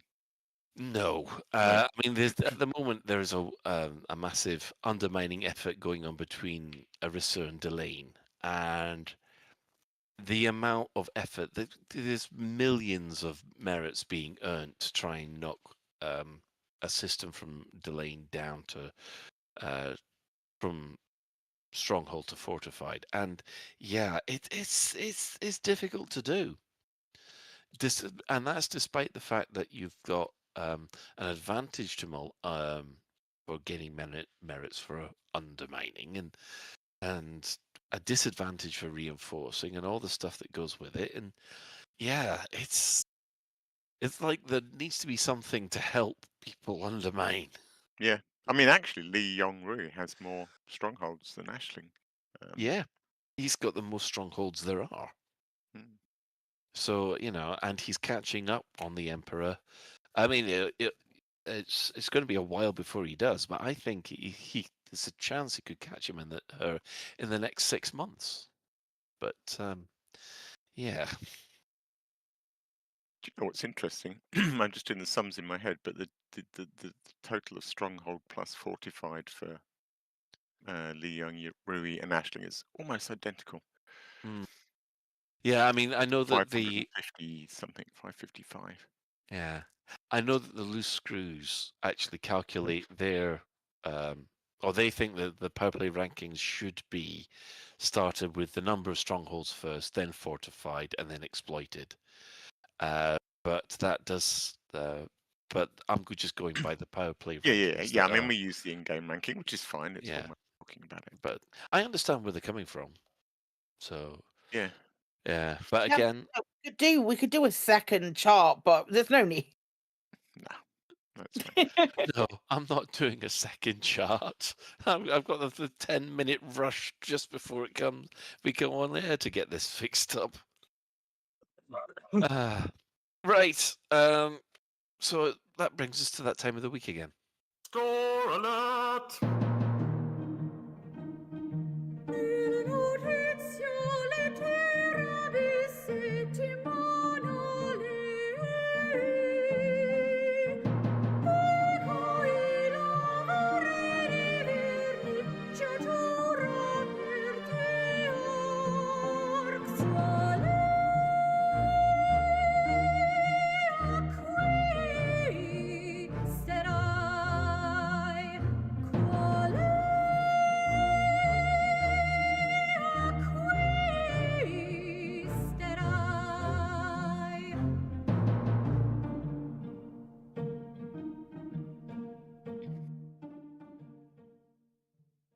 And welcome back. Well, yes, we've got some chivalry like paint packs, or the new marquee paint packs for the Imperial Clipper, Federal Dropship, Fer-de-Lance, Crate Phantom, Crate Mark II, Viper Mark III, and the Vulture. So if you want your starship to look like something out of Prince Valiant or the Plantagenet area, then these are the these are the designs for you. Unfortunately, I have to point this out again. All the ships. Yeah. I don't know if anybody is even flying these anymore. I mean, Viper Mark Mark III. II, I can believe. There's lots of Viper action going on, and certainly in the racing scene in DW3. But the others, I don't know. Yeah. So that's. People probably still fly a Phantom. Yeah, they probably fly a Phantom, maybe an Asp Mark II, but I think the crate is still being flown as well, I think. Crate Phantom, yeah, both of the crates, the Crate Mark II and the Crate Phantom. Crate Mark II ship, still. the crate. It's a nice ship. They are. I really like them. I don't know if I like these paints. yeah. No, I mean, they're I'm not not. No, you know what it reminds me of, though? And I hate to say this, it reminds me of Lord Farquhar from Shrek. I know. I'm pretty sure they're not out all the time, but they used to have like heraldry packs as well, and they were like red and blue, weren't they? Like red and blue and yellow, more primary colours rather than the green and gold. They're very much like jousting flags. Yeah. Yeah. I mean, it's like those, but with a reskin. I don't know. I know. I'm not exactly. Yeah. It's a little I'm bit. sure somebody will buy them. Yes, I think. Yeah, I'm sure somebody will. And good for them. And we are very pleased for them, yes. Oh.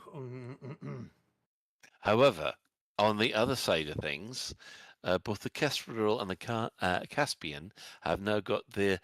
I apologize for the pronunciation. The atheists. Amethyst. Amethyst. There you go. Gemstone. The purple gemstone. I like these. They're really nice. Yeah. I'm very, very tempted to actually get one, if I wasn't saving my arcs for something later. So, not quite so sure what though. But it's like, well, what if something else is better? They remind me a little bit of I like the fact that the Panther Klepper one has got they've got all of them. It's not just the Caspian and the Kestrel, it's all of the new ships. All of them. All of the new ships have now got the All of the new ships have got purple. It's probably limited edition because like the purple. It's like similar to the ruby and the emerald ones. I think this is a next run round. They're all 10,000 arcs each. The Panther Clipper, that bit in the middle that's usually black is purple in this instance, which is really nice. They've got kind of like a multi-chrome finish to them. Yeah. Right? Yeah. Very cute because the one in the picture looks kind of pink, but it is more of a purple colour. I must admit, I did. They look super pink. Yeah. It did seem to be a little, of misleading, the colour that they actually showed. So yeah, on the sale front, it's basically 10% off anything Kestrel. So this ranges from any of the ship skins to the actual ship itself. So the standard Kestrel, the Stellar Kestrel, the Galactic Kestrel, and the aggro kits and holo kits and things like that. They all seem to be about 10% off. So if pardon? Is the Kestrel out for credits yet? No. I wonder if it's not sold particularly well. The Kestrel. Well, interesting, because I was under the impression it did sell very well. I thought it would sell quite well because it's nuts.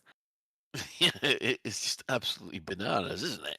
Yes, I thought it would sell quite well, but the fact that it's on... I've not seen another new ship like this go on sale so quickly, even before the credits release. Please, somebody correct me if I'm wrong with that. I can't remember seeing it in the last 2 years. I do remember that the Panther Clipper actually went on sale, obviously before it was released. Released for credits, yeah. But I think, normally just before a new ship comes along, you get a drop in credits, and if things are to be believed, then a new ship will be coming along soon. Hang on, I can't remember it ever being discounted like that. I might be entirely incorrect, but I can't remember. I thought the ships came out for credits and they just went, it's out for credits now, rather than doing a bit right at the end where they reduce prices. I thought they did that with the Panther Clipper, to be honest. I would the Caspian came out. I would expect people to be saying, "Oh, I'll just wait until right at the end and buy it cheap, just slightly early or something like that." I've got weird memories of the Caspian dropping a little bit just before it came out. Maybe I'm wrong. Maybe maybe if I have time, I'll look through show notes and see if there's something. I'm not going to. Don't waste your time doing that. Going to, but it doesn't matter that much. No, I'll keep it. Now we've seen it and now we've mentioned it. I'll keep an eye out whenever we get another the next ship. Hey, Frontier, do something, please. Whenever we get a new ship or the next ship, we're about 2/3 of the way through April now. Frontier, I'm just saying, Frontier. Okay. But hopefully we'll I'll keep an eye on that with the next ship whenever it comes, and then that'll confirm it for me. Okay then. I think it's time that we'll take a break and then we'll come back with some questions. New from Azimuth Biotech, it's Tickle Me Thargoid. Tickle Me Thargoid is fun for all the family. Teach your little anti-Xeno commander the difference between an Orthrus and a Cyclops, a Basilisk and a Medusa. Count the hearts. 1, 2, 3, 4. It's a Cyclops. Teach them their weakness and how to exploit them. Now rip out the hearts. One by one. I don't want to. Do it. Using the tool. Do it. Now stomp on its face. Smash its face in. I've got them.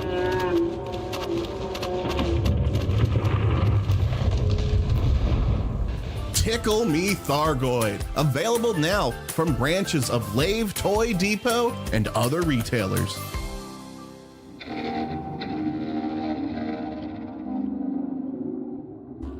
G'day, Commanders. Out in the black, you got enough on your plate.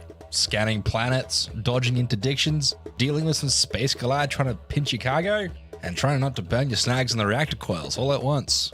The last thing you need? A rogue shrubbery situation while trying to wedge into a flight suit. That's why the good folks at Saracen are chuffed to bring you the Bushmaster. This is no-nonsense, solid gear that gets the job done. With the Bushmaster, gone are the days of your nether regions looking like a neglected terraforming project. The Bushmaster comes with multi-thrust precision blades, zero-G hair capture technology, and silent running mode for discreet deforestation. Don't be rocking a rainforest in your Dax, mate. Clip the bullabong, mow the paddock, and blast the bush with the Bushmaster. Available at Lave Lifestyle Warehouse and the usual spots. Trim it like you mean it. The Bushmaster. I just love my Trumbles, so playful, so fluffy. So wait, no, stay away from those puddles. Oh no, how am I ever gonna get you dry? This'll take forever. Not anymore. Introducing the Trumble Dryer.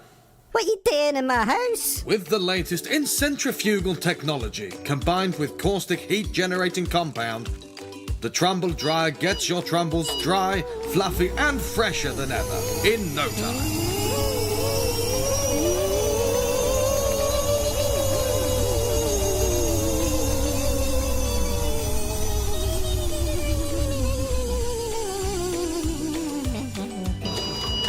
Oh wow, they smell good too. Well, that's thanks to our scent packs, available in Lavender Bliss, Sweet Mandarin and Grapefruit, Dark Amber and Fig, and Africa. Where can I get a Trumble Dryer of my own? At Pets in Space, of course, and all participating retailers across the bubble. Have an overpopulation problem? Turn your Trumbles from troublesome to tasty. Just add one of our seasoning sachets and use the Trumble Dryer's air fry, biltong or jerky set.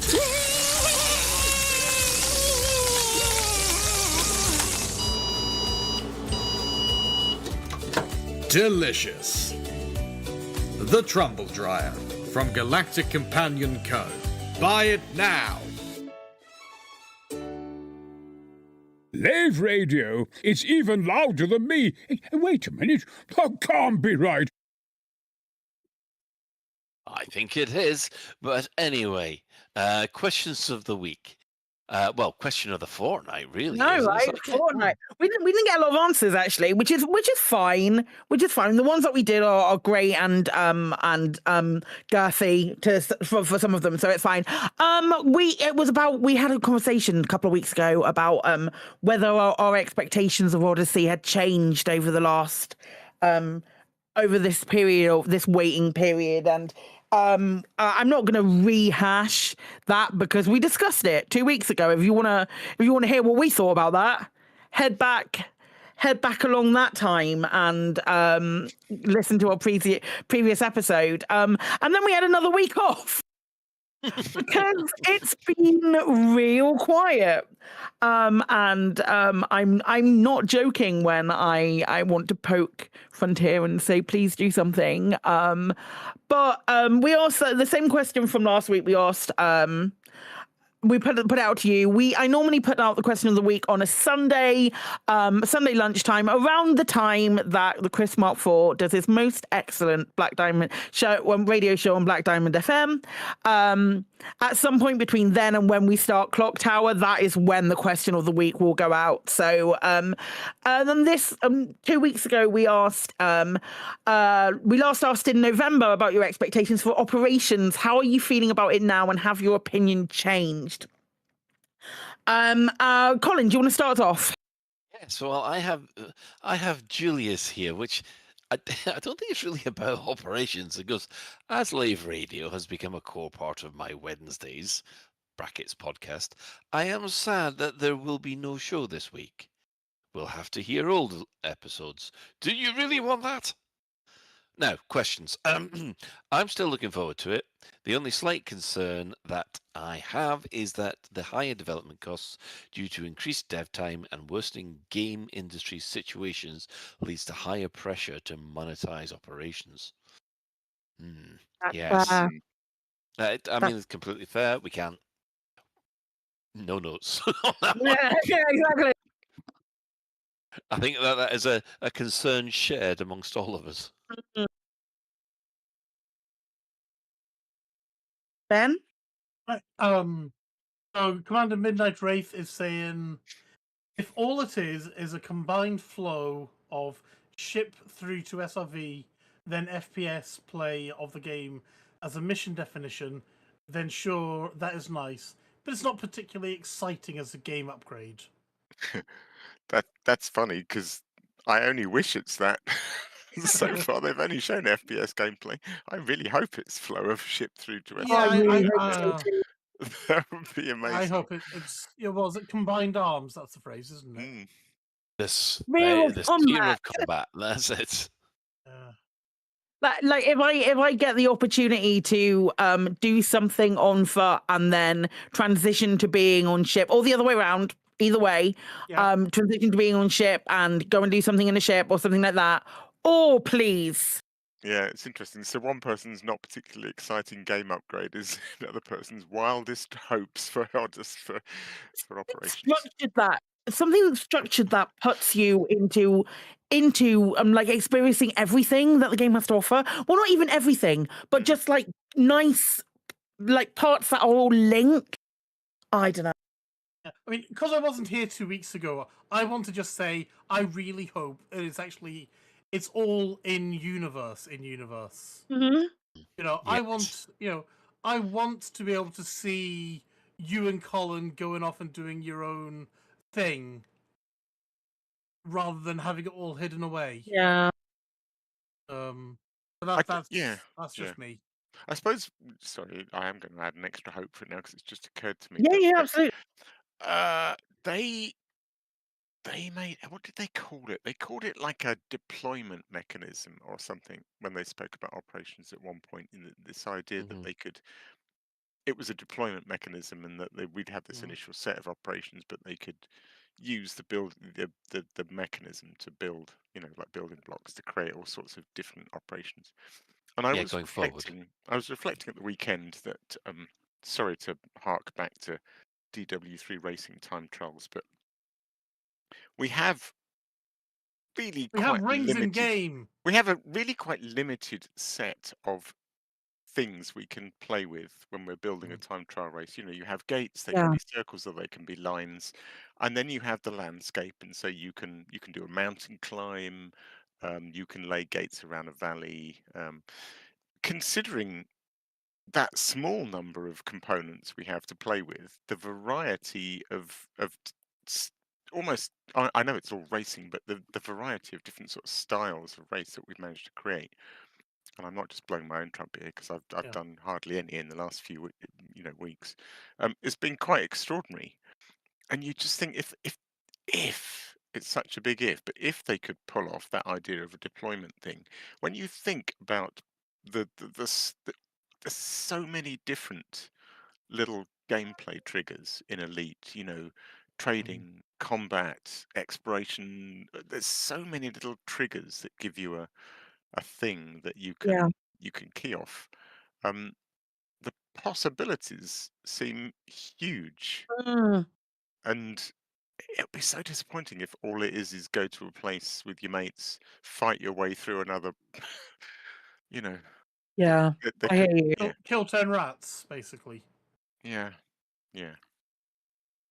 The Jinx Effect says, what do you mean no show last week? Are you going bi-weekly, skiving part-timers? I should hold off answering, otherwise I might have to eat my words.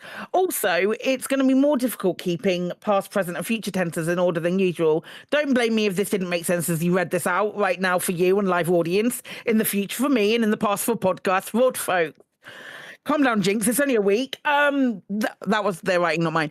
What was the question? Operations. Right, got it. Maybe you should ignore everything up to this point and start with from here. Originally, I was excited by the prospect of having new environments to explore, even if that exploration would be more on the rails than usual. We've been assured that there's new assets to see, but they've not been shown off yet as of time of writing. Other than that, I didn't know what to expect from operations. I've gained some expectations since the original announcement and lost some, despite my best efforts to just wait and see without building any anticipation. Lately, I've been on a binge on Delta Force's operations mode. Ha! It's named like our name. The premise is simple. Team up, get in, do objectives / loot, get back out. Ideally, but optionally in one piece. Even if Elite's Operations turns out to be a veiled FPS game mode with similar simplicity, I think I'll be content. I'm expecting more though, and I'm hoping that the different elements feel less disjointed than the current chain missions. My hopes are compelling and cohesive narrative across missions, individual objectives and consequences, tangible relationship with the background sim and power play, i.e. triggers for certain operations and visible shift following this, even if it's just an indicator at the end saying your efforts have pushed the system ever so slightly in this direction. A satisfying gameplay loop with decent incentives so we never have to worry about lengthy waits. And solo mode. And I would absolutely agree with all of those hopes that fills my hope list now. If it's going to affect power play, why shouldn't it affect the BGS as well? Yeah. That's a good post. Some good. Yeah. I really like that. Points. Yeah, I mean, there is complaining about the fact that he's not getting enough of his free podcast.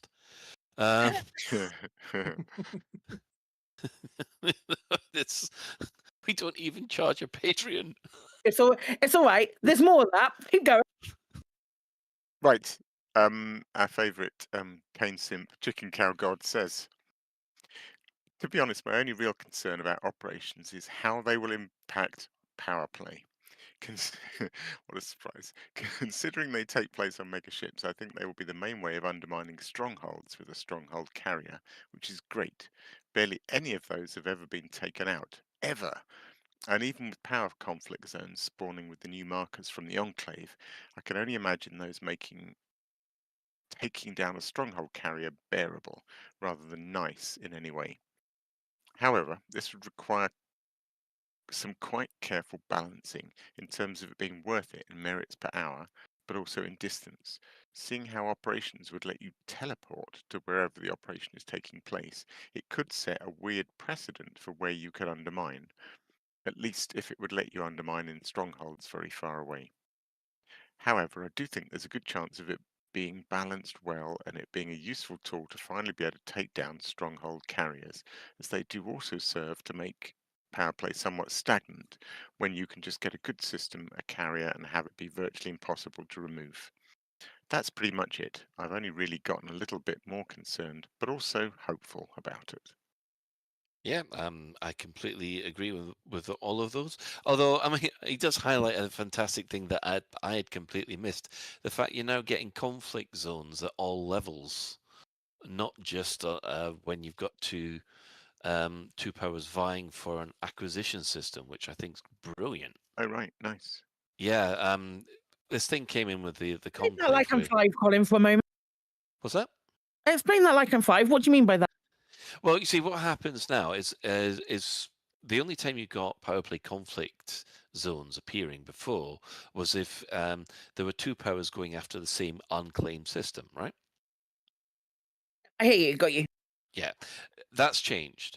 Now that if you start undermining a system, conflict zones will appear, and you'll get that little blue crosshair above it.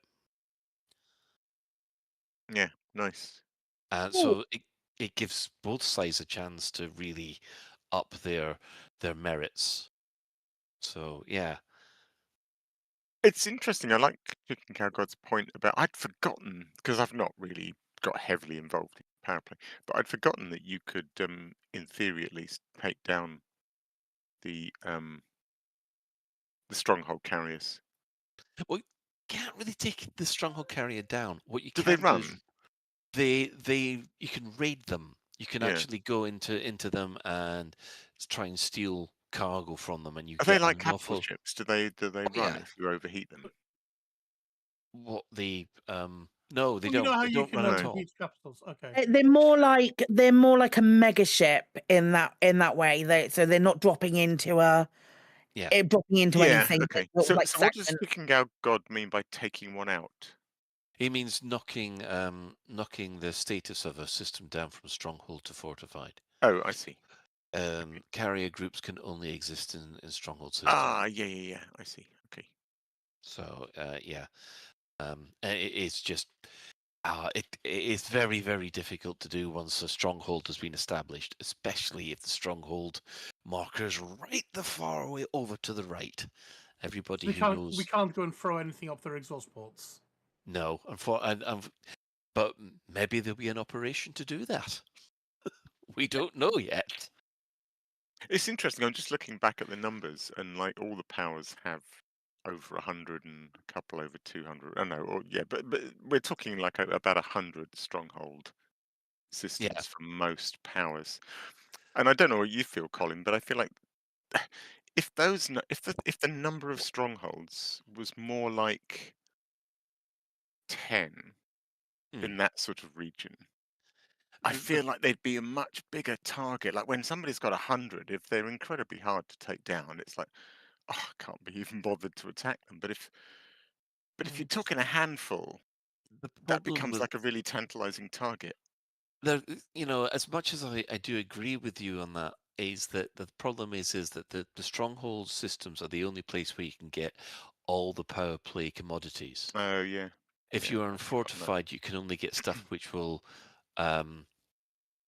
basically acquire a new system.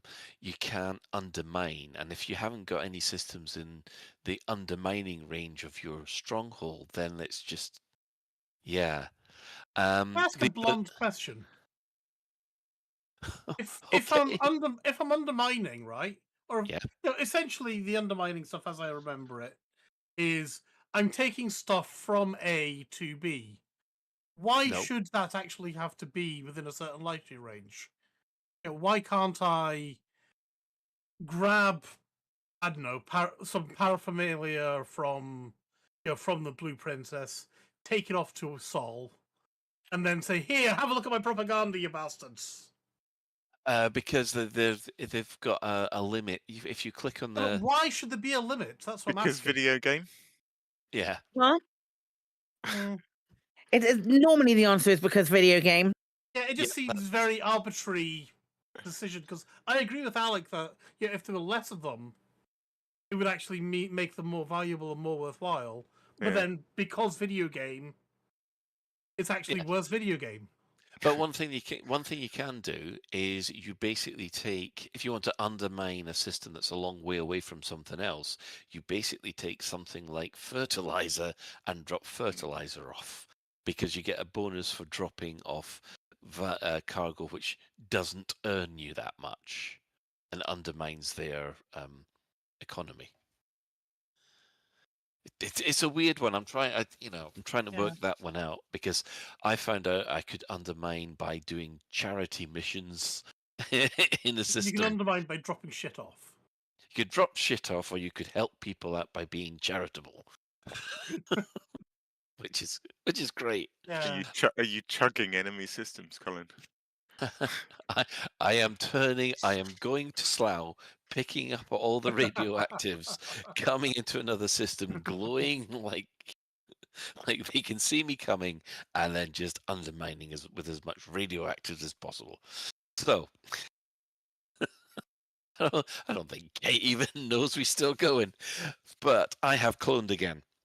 My feelings about operations have not really changed, even though the release is running late. I can wait. I want it to be really playable in release. Do your best, FDev.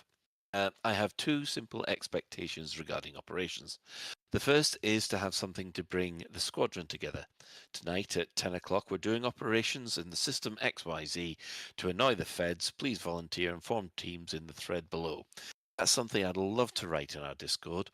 My second expectation is far is more far-fetched. I'm not holding my breath, but I'd be really happy if the map is generated procedurally or randomly so that every game is different. After all, the Elite franchise was a pioneer in procedurally generated content, so why not? And even if it's a successful of pre-defined zones with turbo lifts between each, as long as it introduces surprises in the missions, I'll be happy. Yeah. That's nice. Yeah. Yeah, Yeah, I mean, a bit like FTL or something. Yeah, FTL does that, Yeah. doesn't it? Yeah. I don't sound like a broken record, but Jump Space has just changed around. I've not played Jump Space since the update because it's got some real bad weird frame lag for me at the moment. But it's got like a similar FTL thing as well with the procedural stuff now. It's really good. Yep. It looks really good. I just want to jump in and do it. Yeah. Right. Master Games is saying, right now, Operations feels like this development milestone that keeps staying out of our reach, keeping us near complete darkness. So right now, I'm setting expectations at medium-low. Or low-medium, even. If Operations comes out well, I'll have a pleasant surprise. I'm personally not worried about the logistics of Operations, so I prefer for it not to be a telepresence thing. But in the end, I'm hoping Operations release won't be like the first few weeks of Odyssey, when it came out all broken and buggy. Come at me, FDev. Yeah, can we all just agree that we don't want it coming out broken and buggy? No. Yeah. Please wait until it is not broken and buggy. Yeah, I've got a feeling. Yeah, I have a feeling gameplay will be the key thing here. So you might not call it. You might not call it telepresence, but it's telepresence. Yeah. It is always I feel like I'm not gonna say that. I was like it is gonna be a free update, but at the end of the day, that's Frontier's choice to make it a free update. It shouldn't be buggy. I retract what I was saying. Because like we're not paying for it, but in essence, we already have when we bought Odyssey. Yeah. And that's what I'm going to say on that. Okay, Jay Fremantle says, my opinion hasn't really changed, so I'm waiting to see what it will be like. My fear is that it will be separate from the actual game. Right now, I can go to any location in the galaxy and engage in combat there as part of a mission or just for giggles. Signing up for an operation and then being magically transported to an anonymous location, that's easy for you to say, an anonymous location without my ship will feel like playing a video game inside a video game. Not really up for that. Speaking of video games inside video games, No Man's Sky has gone insane. So fingers crossed Operations will be immersed with the galaxy and not separate from it. Also, what's with this part-time radio stuff? I don't know if you've heard about this. There's an obscure radio station in the Sol system that have been broadcasting at least once a week for over 1,000 years, called the BBC or something. Surely the galaxy's premier radio station can do that as well. Come on, Lave. I will say that the BBC has a multitude of topics that it talks about, whereas we try and fail to stay on the topic of Elite. And they charge a license fee that's compulsory if you want to watch any television whatsoever. Yeah, the people that complain about their free stuff. Right. Is it free when it's 100 quid a year? Well, quite. Glenn Van Ross says, I hope that Operations has relevance to existing power play and BGS mechanics. If it's an isolated raid quest that doesn't influence or affect any other game systems, then players will need some reason to stay engaged with it long term. We already have a game loop entirely isolated from in-universe effects, known as CQC, and it is famously underutilized. Amen. Hopefully Frontier has taken the lessons of CQC on board and is going to deliver a noteworthy and memorable Operations expansion. Hear, and amen to that. I feel very similarly, I think, on that front. Yeah. Right. I have VR 24/7.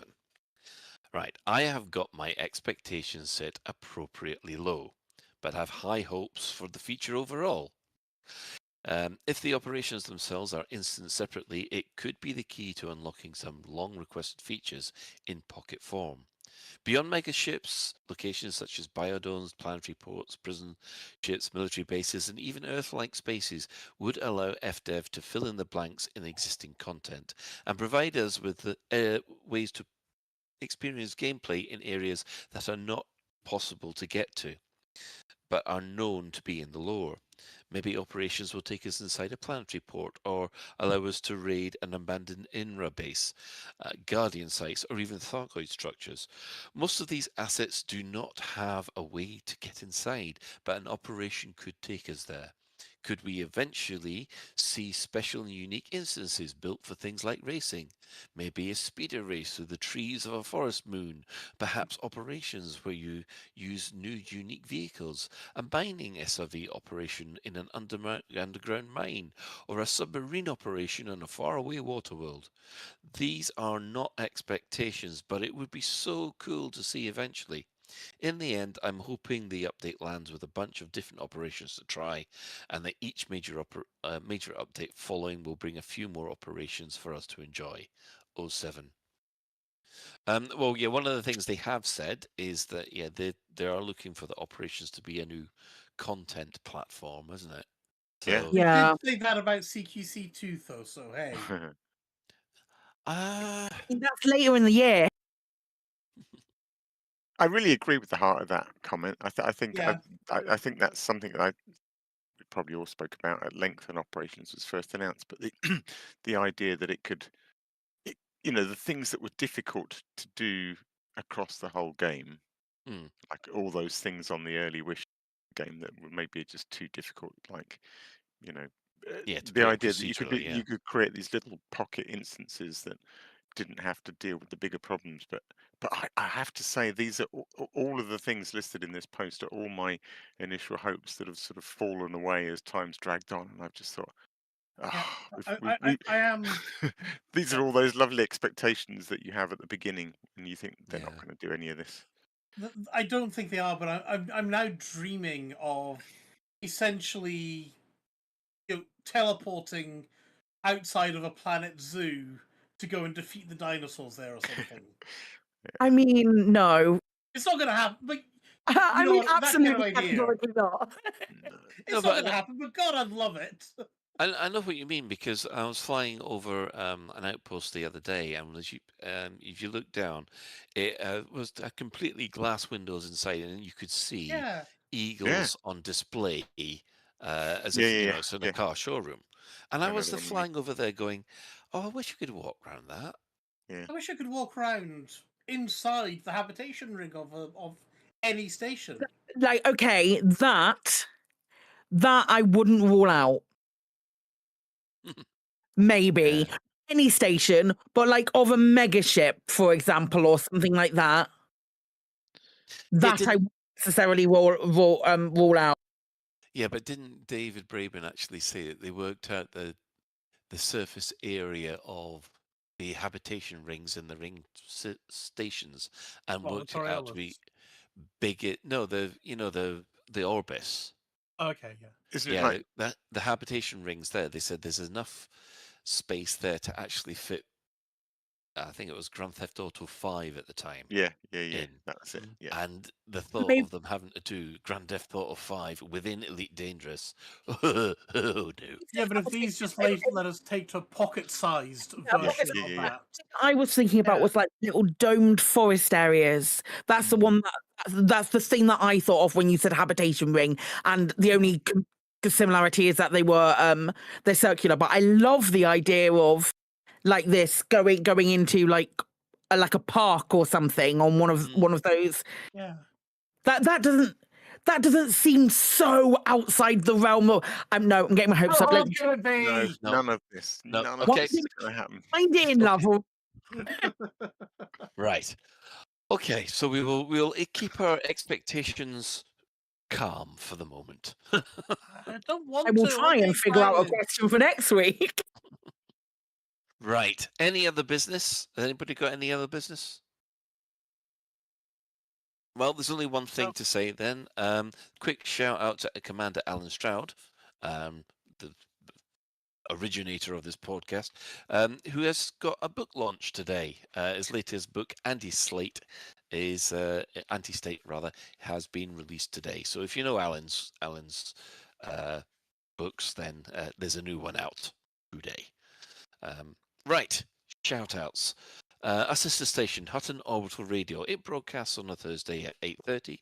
You can tune in at twitch.tv/Hutton Orbital Truckers, or if you just want the audio, go to radio.forthemug.com. For the discerning commander that likes a bit of CQC action, go search for the CQC Discord. Now, we do not know. There seems to be a problem at the moment with the link for the Discord, on the actual Discord. We'll supply that when we find it. Also giving shout outs to the other Elite Dangerous podcasts. So that would be the Guard Frequency, who do other space games as well. The wonderful Loose Screws for all your ship building needs, because they certainly know how to build ships better than we do. And there's also the Distant Worlds podcast that occasionally has, I don't know, this Commander Idler Vice turn up and take over and derail. Oh, motorways. Yes, and bore people with different bus prices. So, there's always that. And if you speak French, I just let the funky music do the talking. there is the Elite Dangerous podcast done by those wonderful people who do those missions as well. Following this, we have the latest Galnet News Digest, as provided by Commander Witherspoon and Commander Beetlejude. We'd just like to thank everybody who has stuck with us on the Twitch chat, which is very nice of you all, 46 of you. And Chris would like to thank Siberia's Von Vampris and Soccer42 for keeping him company in the station bar tonight. Special thanks, of course, go to Commanders Tokoso, Jane Trax, and Alan Stroud, who all created music that we use on the show. So that's it for episode 575. 25 to 600. Jesus. I know. If you'd like to get in touch with the show, then you can find the contact links in the home/contact us menu of the laveradio.com website. We love getting your feedback on Spotify. Feel free to drop us a follow, read us a review, anything to help beat their algorithm. That would be very much appreciated. Do let us know if you have any questions or if there's anything you'd like us to discuss in a future episode. Lave Radio is recorded live on a Tuesday evening at 8:30 and streamed out at laveradio.com/live. So, thanks to Alec. Thanks, Colin. Night all. Thanks to Ben. Good night all. Thanks to Psychit. Cheers, lads. And special thanks goes to today's tech specialist, the Chris Mark IV. You're welcome. So until next time, Commanders, fly safe. And if you can't do that, fly dangerous.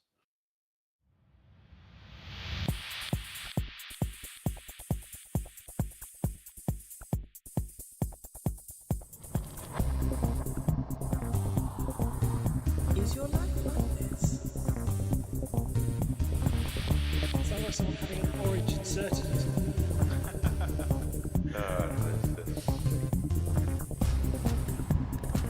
You need a safe word. Space can be loaded.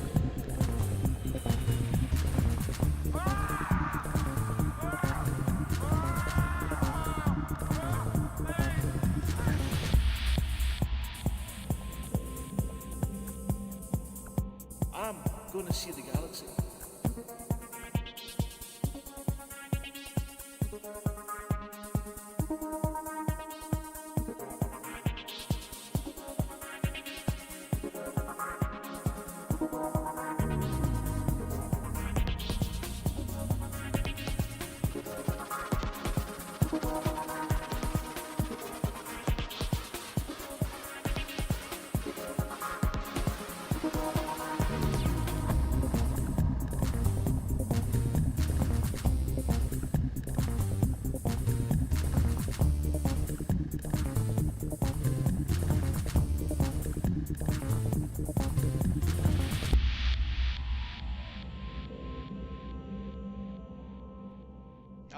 Damn it. No worries, guys. Hold the fort for 2 seconds. I'll be right back. Galnet News Update, 21st of April, 3312.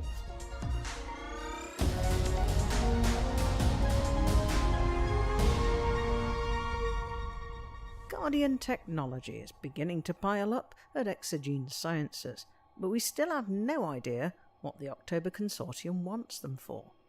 Meanwhile, conspiracy theorist Kit Fowler has claimed that we should be getting worried about the current wellness trend. Leaked reports suggest that the Radicoida unica plants of HIP 87621 may have been genetically engineered by the Guardians, an ancient civilization best known for defeating the Thargoids in a long and bloody war shortly before their AI weaponry turned on the Guardians themselves and wiped them out. So it's possible that October Consortium scientists are just interested in finding out a little bit more about those ancient aliens and don't have megalomaniacal intentions after all. The initiative to collect Guardian caskets, orbs, relics, tablets, totems, urns and ancient keys is progressing well, with another week still to go, and an SRV paint job and a pre-engineered Maverick suit up for grabs as rewards. Meanwhile, engineer Kit Fowler of the End Times broadcast says he has deep misgivings about the wellness trend that has been sweeping through the galaxy.